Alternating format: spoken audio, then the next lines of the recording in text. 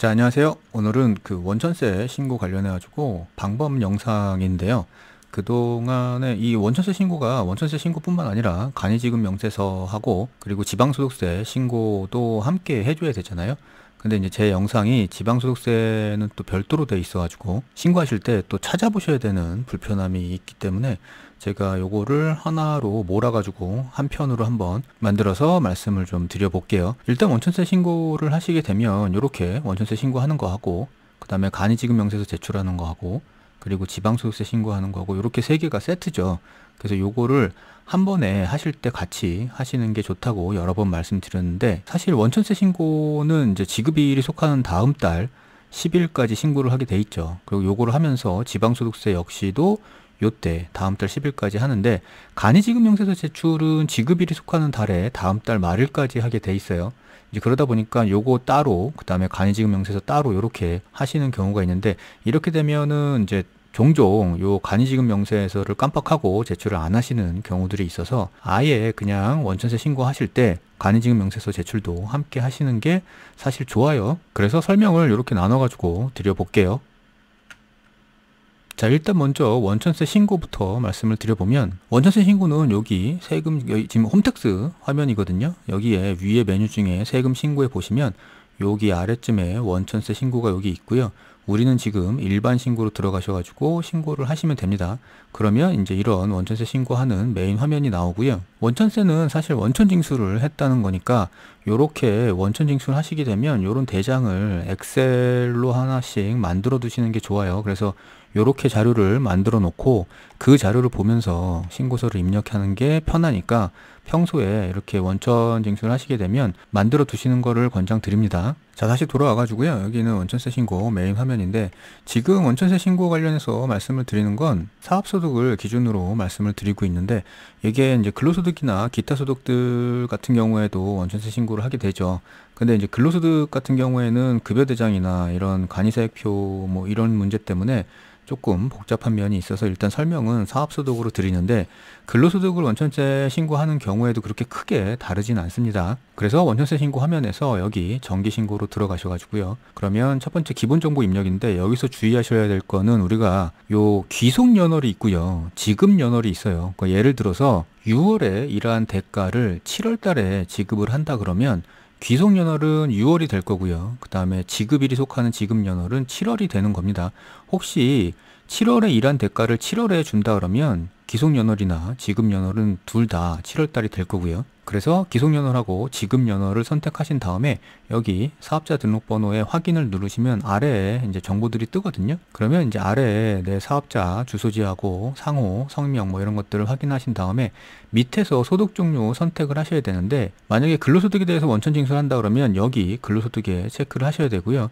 지금은 사업소득에 대해서 원천세 신고를 하고 있으니까 여기 사업소득에 체크를 하고 넘어갈게요. 그래서 저장 후 다음 이동으로 넘어가면 그러니까 요런 화면이거든요. 근데 원천세 신고는 여기에 총 금액으로 신고를 하시면 돼요. 무슨 말이냐면 우리가 지금 원천세 신고하고 간이지급 명세서 지방소득세 신고 이렇게 해야 되는데 원천세 신고하고 지방소득세 신고는 전체 금액에 대해서 그게 몇 명이 됐든지 전체 금액에 대해서 합계 금액을 기준으로 신고를 하시면 되고요.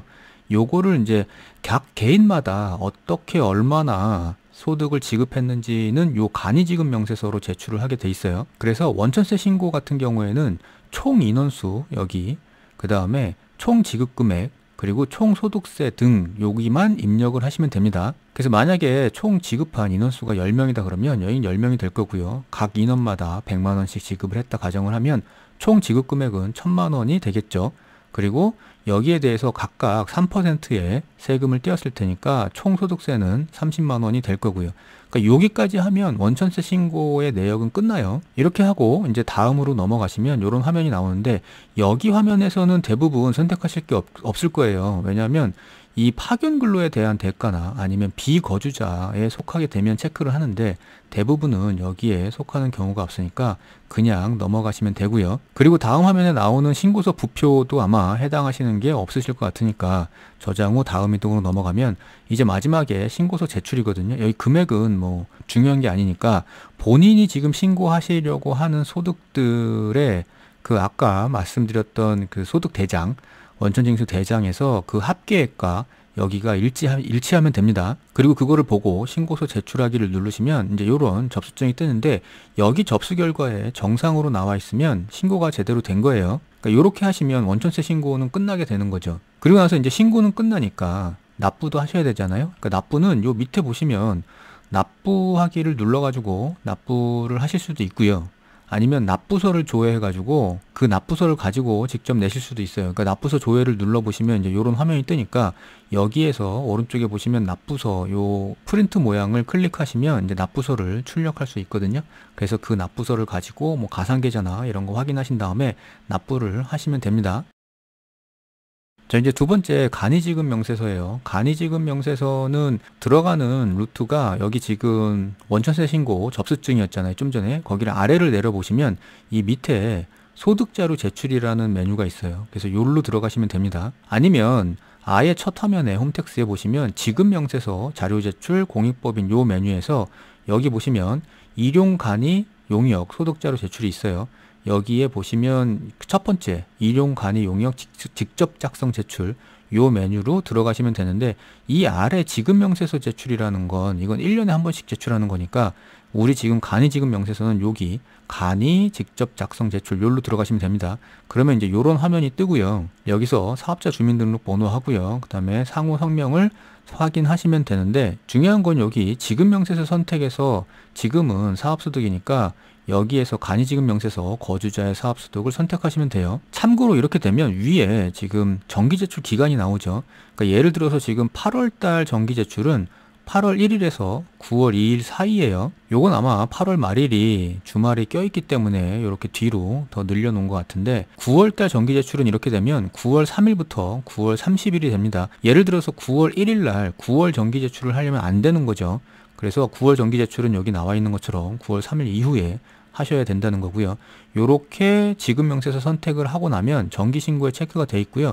그 다음에 지급월은 당연히 지금 8월이니까 7월달 지급을 한 분에 대해서 제출을 하는 거예요. 그러니까 여기까지 이제 확인을 하시고 상세 내역 작성하기를 누르시면 이제 아래에 그 내역을 기입하는欄들이 뜨거든요. 근데 이제 요런 팝업 창이 떠요. 그러니까 미리 채움을 할 거냐 아니면 신규 작성을 할 거냐, 요건 선택인데, 미리 채움이라는 건 전월에 신고했던 제출했던 지급명세서하고 똑같은 내용이다 그러면 전월 자료를 불러와 가지고 뭐 수정할 것만 약간 수정하면 되겠죠.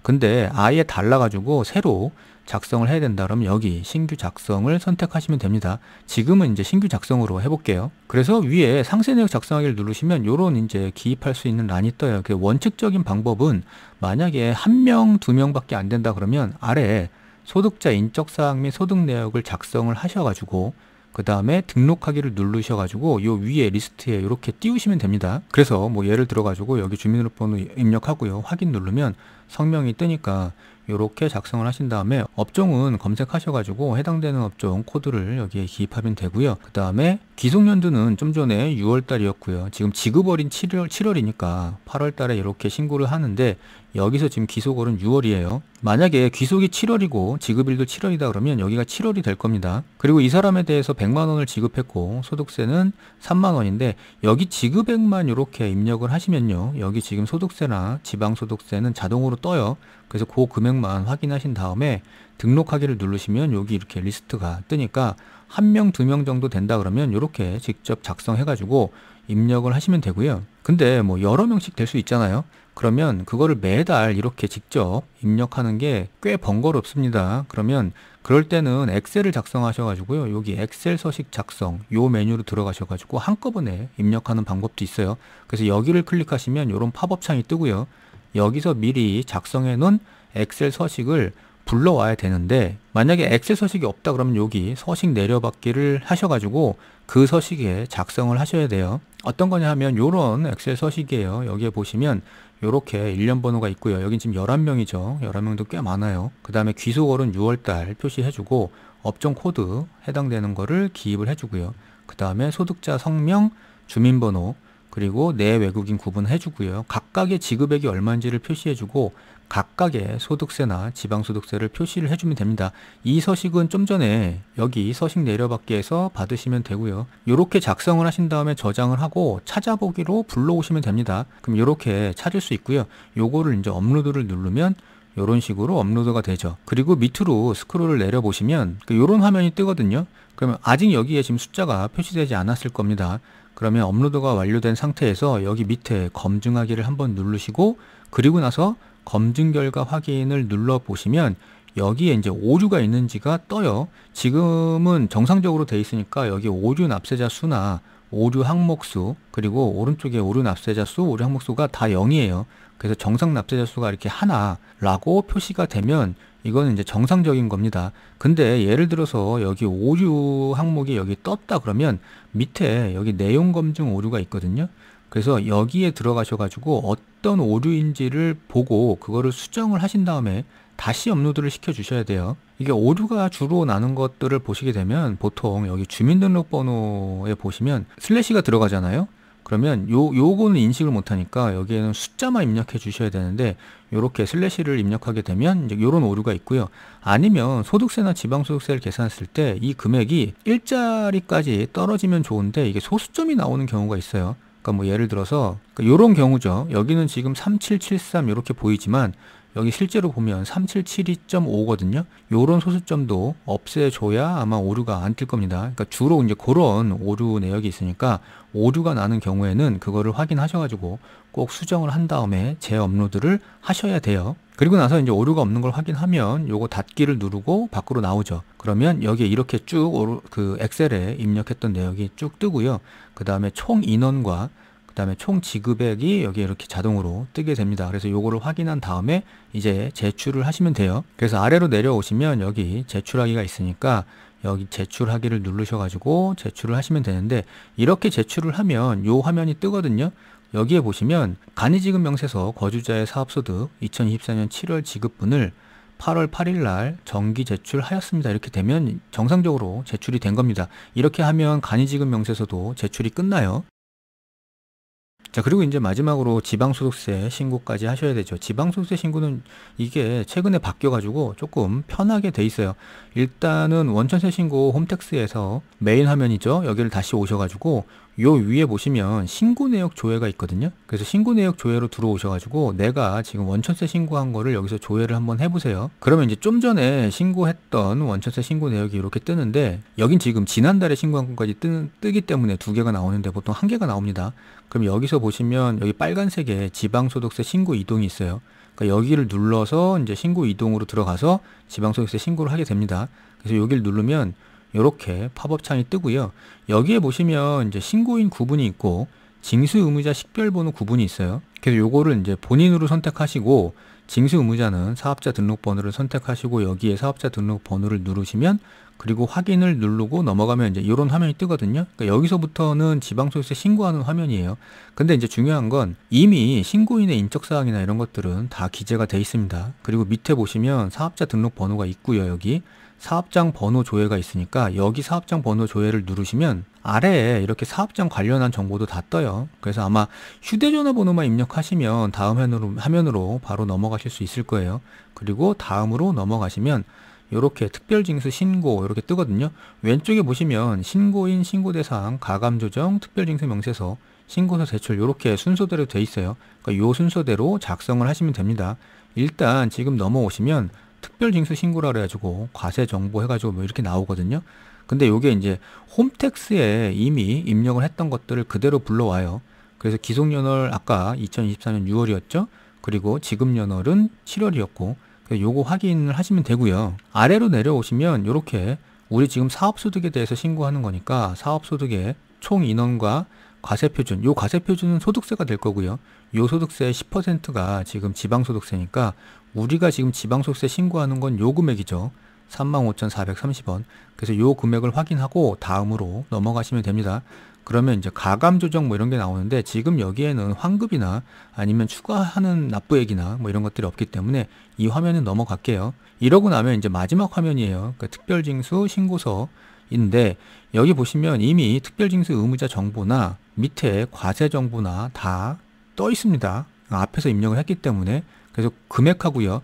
이 위에 특별징수 의무자 정보의 그 내용만 확인을 하신 다음에 제출을 누르시면 돼요. 그러면 마지막 화면이 이렇게 지방소득세 특별징수 신고가 정상적으로 완료되었습니다 라는 화면이 떠요. 그러니까 이렇게 되면 정상적으로 지방소득세 신고는 끝난 거고요. 신고만 끝난 거지 납부는 하셔야 되잖아요.